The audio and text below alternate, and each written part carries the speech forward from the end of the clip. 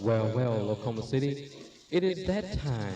It is 9 o'clock, and it is time for the Clara Luper Show here at your number one gospel radio station, KTLV AM 1220. I want to go back to Bob, Georgia. Can I do that? In a moment, your host, Sister Clara Luper. Miss Annie Mae.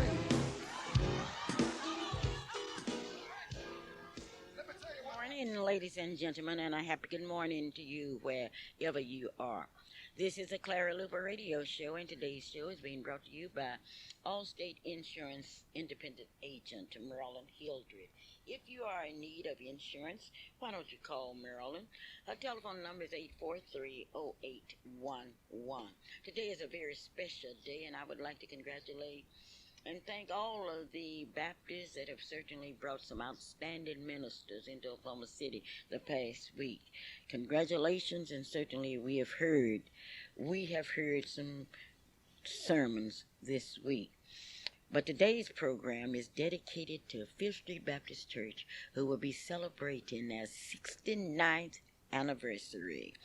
The 69th anniversary celebration at Fifth Street Baptist Church will be held tomorrow at 3 o'clock. Mrs.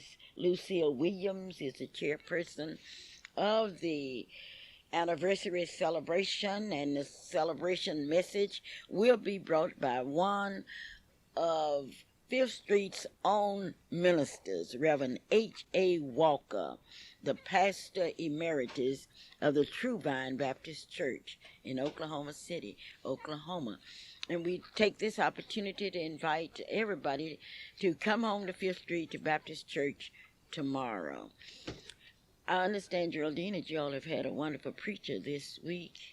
Tell me about it. We have, Miss Luper. We've had a great time this week. In fact, our pastor, Pastor L.R. Drinkwater, held a citywide prayer, and it was putting Jesus back into our children. And then on Sunday, yes, Miss Luper, so many people have wondered what happened to the wonder preacher. Yes, Reverend Thomas Master, formerly known nationwide as the Wonder Boy. Yeah, the Wonder Boy preacher from Pasadena, California. Yes, he's going to close us out tomorrow. Yes, he's still growing strong in Jesus. And I want you to know he started out at the age of 4, licensed at the age of 9, and ordained at the age of 12. Reverend Thomas Master will be at the Redeemed Missionary Baptist Church. And Miss Luper, we invited all of Oklahoma City to come at the 11 o'clock hour and see this young man. And Pastor is so elated because he's trying to show our young people, if God calls you at a young age and anoint you, you can hold out. Now, this young man started out at the age of 4, and he's still holding out, Miss Luper, and he's in his 40s now. Well, that is just wonderful. You know, today I am really disturbed because I don't like it a bit the way the newspapers and the television stations have been handling a case of a school teacher. And I am so grateful to God that I lived in a community where children could be whipped. That's it. I believe certainly in disciplining kids, and I don't know what I would do if one of my children had decided to throw something at a teacher or anything. And I'm proud of you because I had the opportunity to spank you when you were God a girl. bless you. I know I'm the product of what I am today because of my parents and a teacher like you. See, our parents, they didn't go long. They wanted us to, well, what the problem is now, Miss Luper, they took the law out of the home where you cannot spank your child in your home. And then nobody wants to go and teach the children because when you go in a classroom and a student will tell you off, it's unbelievable. It is. Who's going to teach the children? Well, and it's a question I want you to answer for me, Miss Luper. Why is it that we parents who feed your children, clothe them, send them to school, why is it the parents can't whip them and the police can beat them and kill them? Why is it? Well, in the first place, it's a money-making proposition, and I want black people in Oklahoma City to listen to me very carefully today. The psychiatrists and the psychologists and all these people say don't spank your children. But then let's look where we are spending our money. The money is being spent for prisons, to build prisons, to build private prisons, to build state prisons and federal prisons for our children. But who's making the money? The wardens, the psychologists, and those people. Because black people are going to have to wake up now unless our children are disciplined, we aren't going to have any leaders in the 21st century. Mom, I had to come over and make this interruption now. Mrs. Downey, welcome to the Clara Luper Radio Show. I'm looking forward to Brother Masters, Reverend Masters being here. You know, we've all watched him grow up, those of us here in Oklahoma City. But I'm really glad to see the intentions and the attitude that we have on today's Clara Luper Radio Show. I want to invite everybody to participate. Call us 672-1220 because we know that a dedicated school teacher over 20-some-odd years of teaching is something really must have happened, and we don't know the whole story, but we're looking forward to it. We'll probably hear about it here on the Clara Luper Radio Show. So call that friend, call that neighbor, invite them to be a part of today's show. Calvin and Geraldine, you've got to realize that the situation is so now that most young people don't want to go in the teaching profession because they're going in with children that have not been disciplined at home. Children will tell you off in a minute, and I am so happy. And I thank God every day that that was not the situation when I was in this classroom, because I would have been in jail behind bars. Because if a child had thrown some milk or water or something on me, I don't know what I would have done. Now, I don't know about you out there in Radio Land. And last night I was at Tabitha Baptist Church, and there was a minister who told us something. He said that we don't know what our children are doing when they aren't in our presence. We don't know. And I call upon this community to come to the aid of our school teacher. Come to the aid of Connie. I've tried to contact him this morning, and I want to know what can I do as an ex-teacher, as a person that know the problems that we face, the fears and frustrations of teachers that are afraid to go in that classroom. And, I don't know. Well, Miss Luper, I can go even further than the teachers. You know, you didn't have to be a teacher. You could be on your way to school. If somebody saw you getting out of line, they'd put you in line, whip you, and then when you got home, you got another one from your parents. So what we need to do is to really stand up. Really, because if we're going to rule out discipline, that's why the children killing their parents. We are the blame. Really, we are the blame. And this is why our pastor has been so disturbed, putting Jesus back into our children. And then we need to put them in some of these adults. We need to put them, Jesus, into some of these adults, and we just need to really trust in God, Miss Luper, because these are crucial times. But I tell you, whenever it comes to the point where you cannot chastise these children, you're in serious trouble. We're in serious trouble. And then we talking about tests. How are you going to have a person pass a test and they have no discipline? Now, I know in my business, working with children, I work with them every week. I have a rule, and I would like for one of my children out there in Radio Land to call me and tell me the rules of Miss Black, Oklahoma, the rules in NACP, and I can understand why some people won't let their children work with NACP or encourage them to participate in NACP because they don't like our rules, and our rules are tough.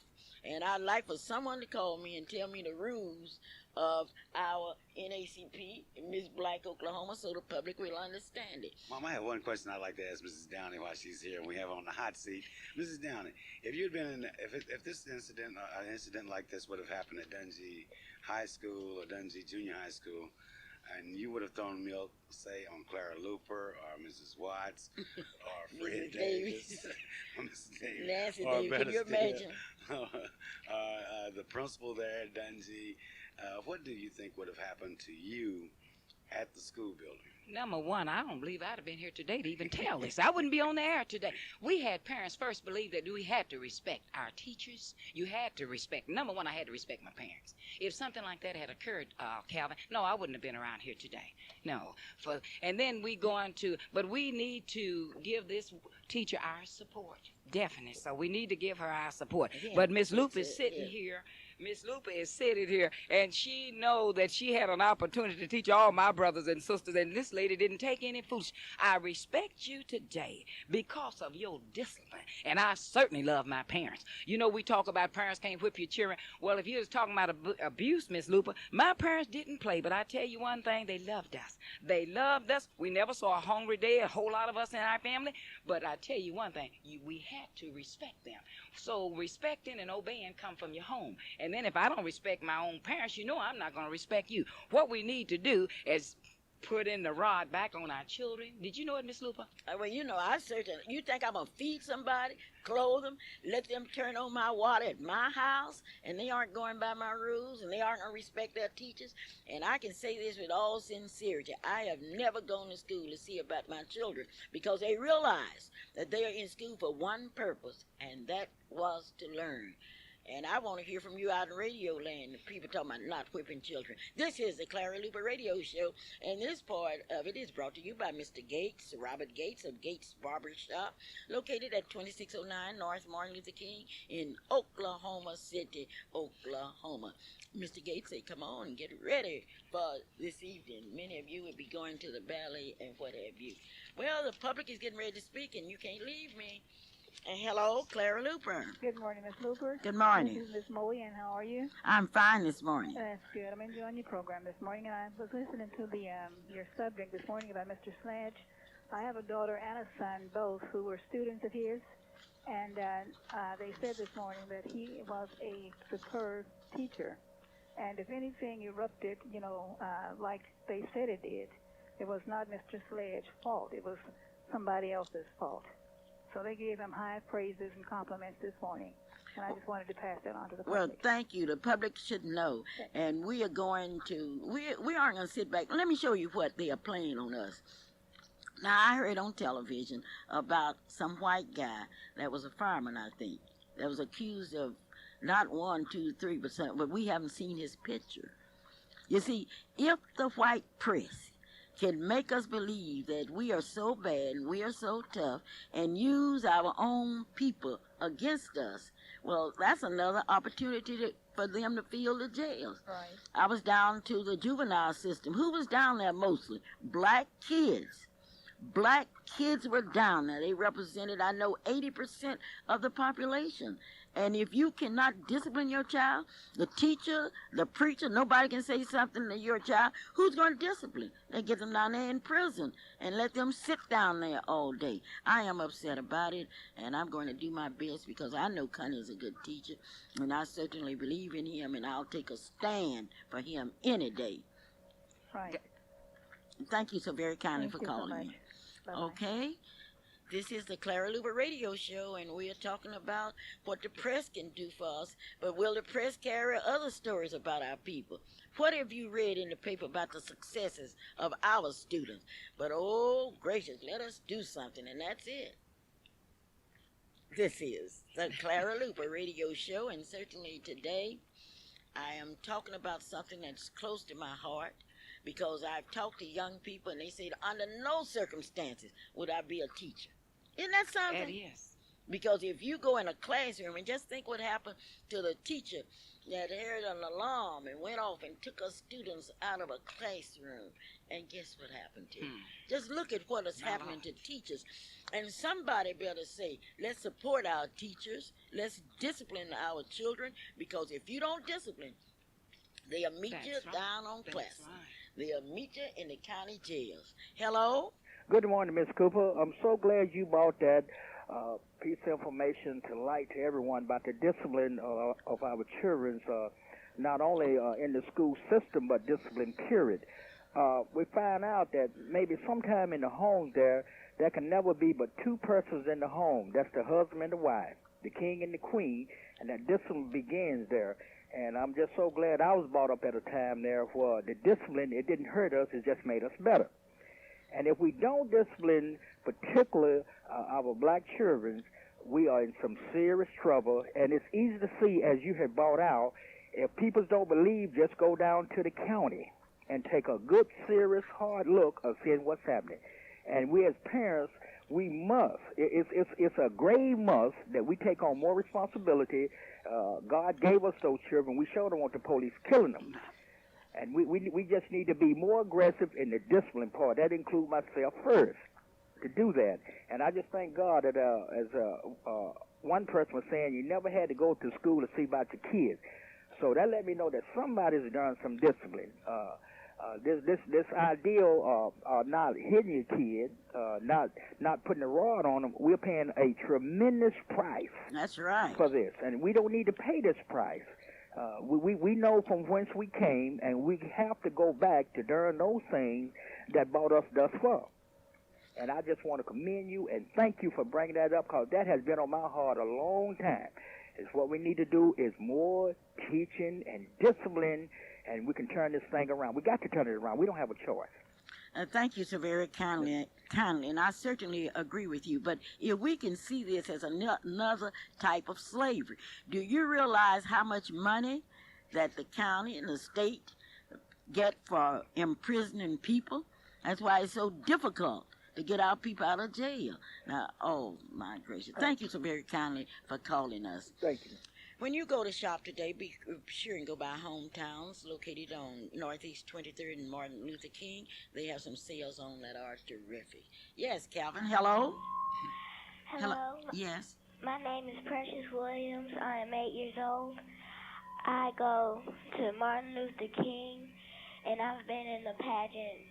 And this is my first time being in the pageant. And the rules are discipline, discipline, discipline. Would you say that over? What are the rules of our pageant? Discipline, discipline, discipline. Say that over one more time for me and say it loud. Discipline, discipline, discipline. That's right. Because if you have discipline, nothing else can escape you.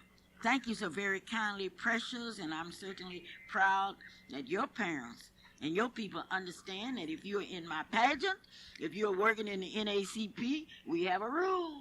What is it now, Precious? Discipline, discipline, discipline. That's it. And none of my students better not be talking back to their teachers and their parents, because if so, you won't get to walk across that stage on May 2nd talking about you are paid and talking about I'm in Miss Black, Oklahoma, and don't respect your parents. Talking about I'm in the NACP and I don't have sense enough to respect my parents. We're going to have to come down, because the people that's writing the books on not to punish children are getting rich on their books. They are getting rich because people are buying. Oh, yeah, that's right. They are getting rich. And the people that's working in the prison system are getting richer. Yes, Calvin? Yes, Mom. I keep having in mind Mrs. Geraldine Downey there in the Dungy Auditorium with Mrs. Watson, the way Mrs. Watts used to fuss at these kids. About where she teaches them, now, if you're going to play basketball, you're going to come out here and play. If you're going to play basketball, you're going in that classroom and study. And I can just remember Mrs. Downey, Miss Carr back then, going out there, and she'd get so emotionally excited that poor Miss Watts would have to just almost grab her by her jersey and say, now, wait a minute. And that's what it's all about. You know, one thing about the... But, Calvin, it's one thing for sure.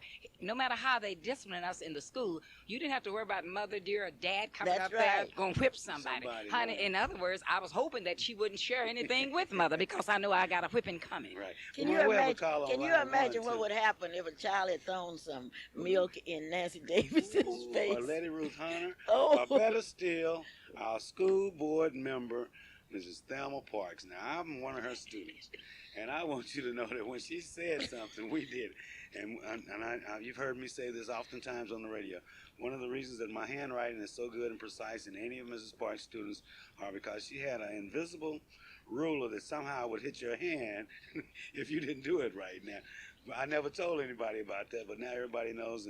But I think that we all have learned and prospered from that. So we have a call on line one. Okay, this is Clara Luper.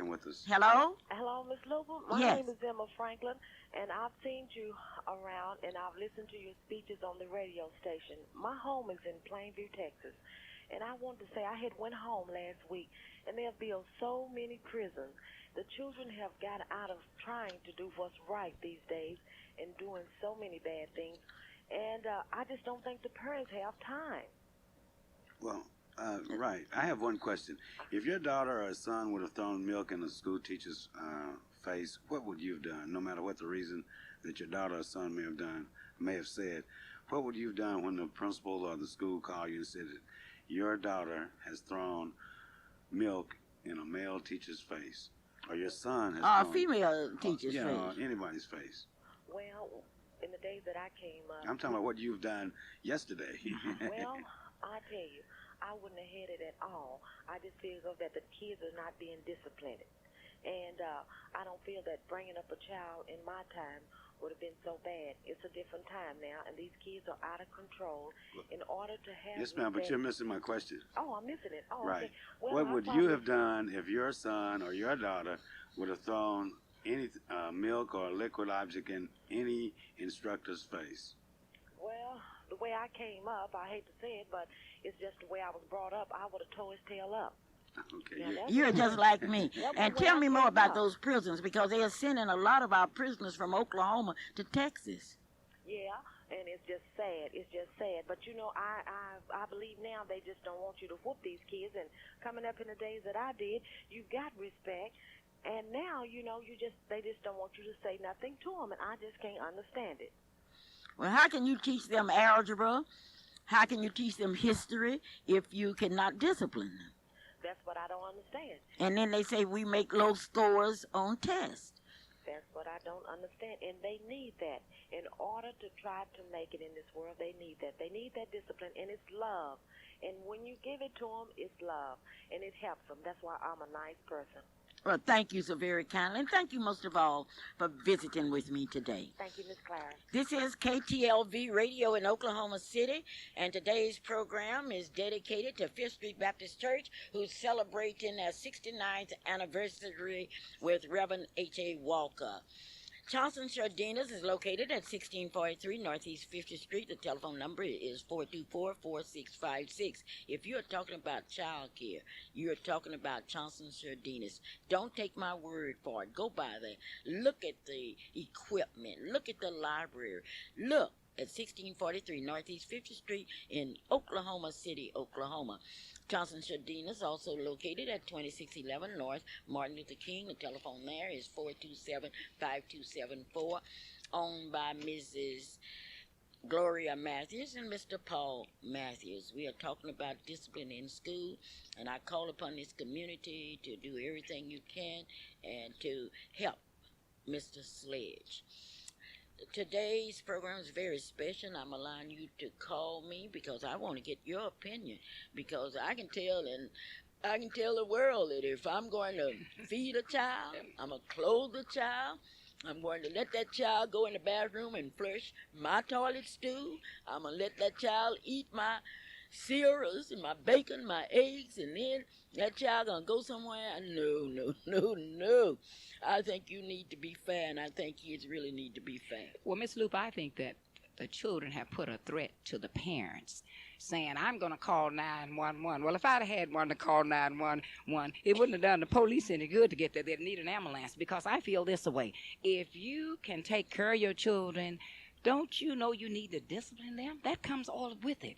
I am very proud. I think this is why I know the reason I'm so proud of Pastor L.R. Drinkwater.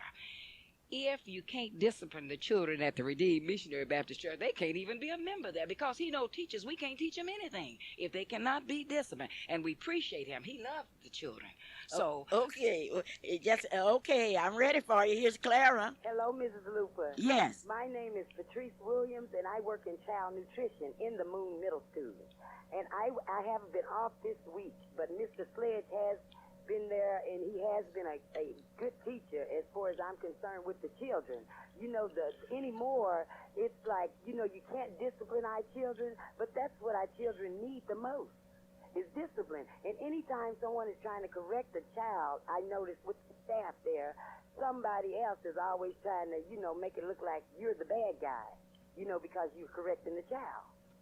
But children need to be, my mother I've raised us, children need to be seen and not heard, and they need to respect adults. That's just the way it is. And if we don't get to them in discipline, and like they said, like the sister was saying earlier, they're building the prisons for our children. And it's not going to be. It should not be. Thank you so much. And thank you so much for calling. Because I know, see, once upon a time, we had to fight against slavery. Exactly. We had to fight against legal discrimination. And when we got to a position where we could really make a showing, they came up with all of these ideas. Don't punish your kids. Don't have any prayer in school. Right. Just let everybody do what they want to so that we can have jobs. Right. And then another thing, Mrs. Luper, you know, when we as a people set up and let one wicked woman remove prayer from schools, we messed up. Because when you take God out of the program, you don't have a program. Well, that's what they want, but you have some prisons where you just think about the money exactly that's put into prison. Anytime a state will spend more money on building prisons and they do in building schools, you know something is drastically wrong. And I appreciate your calling me. And this morning I'm giving my opinion, and my opinion is unless we discipline our children, the state is not going to discipline because they go in prison undisciplined and they come out even worse. Exactly. Thank you so very kindly. Thank you, Mrs. Luper, and I listen to your show all the time, and I really appreciate you. Well, thank you. But you appreciate me because Ezel Shepherd and Isabel Shepherd didn't take no stuff. Thank you so very kindly. Okay, bye-bye. And my dad, you say, spare the rod and spoil the child. Hello? Hello? Okay, well, call back at 672-1220. Can you imagine for a minute what Nancy Davis would have done if somebody poured some milk in her face, or what Lady Rosanna would have done? Can you imagine? You can run all the good teachers away, but who's going to teach your children? I recommend to you that if you don't want your children disciplined, you ought to teach them yourselves. And if you're just like me now, living in this computer age, you don't know how to use the computer to teach them. Well, what do you think? Miss Luper, we just need to unite together in force and in prayer, really. We need to, because I feel that parents have been almost scared to do their jobs. But I wish my parents were on the scene. They sure wasn't afraid to do their job. And it was 14 of us, and you know how big we were, Miss Luper. And you can just know how we respected our parents, because they told us if we going to be in their house and live with them, we're going to respect them. And you respected A.M. Tompkins, too. Oh, what are you talking about? You had to. But that came... Alexander Jones. But, Miss Luper, again, it got to go back to the Bible. Train up a child in the way he should go. And when he's old, he will not depart from it. But who's going to discipline? Who's going to reinforce the rules? the states say, don't discipline, just get them ready for me. Get them that's ready for prison. Exactly right. Hello? Yes, Mom. Hello? We're coming right to that call because they've called back. This is their second time calling. But, you know, I'm thinking now at Douglas High School when Mr. Moon used to tell all of us students, do not walk on that grass in front of Douglas High School. And Mr. Jenkins, don't forget him. Mr. Jenkins, do not walk on it. There were rules. We went by those rules. You broke the rules no matter what you did, no matter where you were disciplined. But here we are. We have this caller. I believe she's called back. Hello? Pofield is working real hard over there. But that's the way it happens here at Hello? KTLV. Hello? 1220 on the AM dial. She's on. Good morning, and welcome to the Clara Luper Radio Show. Hello? Yes? This is Ernestine McVeigh. I can't hear you. Hello, I said, this is Ernestine McVeigh. Okay, Ernestine. And I'm in the court system now where my daughter, she would run away, jump out the window, fight me, and I tried to restrain myself and accidentally scratched on her face. They said I'm child abusing. Your daughter did what? Yeah, she was fighting me. Fighting her mother? On more than one occasion. Go in the room, lock my phone up in the room, jump out the window. I had to have her bar my window. And then she fight me on one occasion, and I accidentally scratched in her face. And then she told the DHS I child abused her. How old is she? She's 14. Oh, my gracious. Be 15 next month. She run away on more than one occasion. I called the police each time, and they didn't do nothing. Now they got us in parenting classes. Say we don't know how to parent our children. Oh, so I'd like to know, what can we do? Again, listeners, you need to hear this. I want to say this. There was a lady once before had got herself into it with the court system. But I feel that when a parent is trying to discipline the children, we as parents, we need to get behind you in a united force. When we look into it, you need a united force. 14 years old. Well, I reared 2 daughters, and I tell you, honey, I guess they wouldn't be here now. They really would. And they respect me, they love me, and I didn't spare the rod. Well, I'm your 911. That's what I told Calvin, Merle, and Shirley. I'm the 911. There's no doubt that we evidently, those of us who are thank you so listening much to the for show, calling, thank honey. you for calling, really. But we must be coming from a different place, because I know Mom never spared the rod.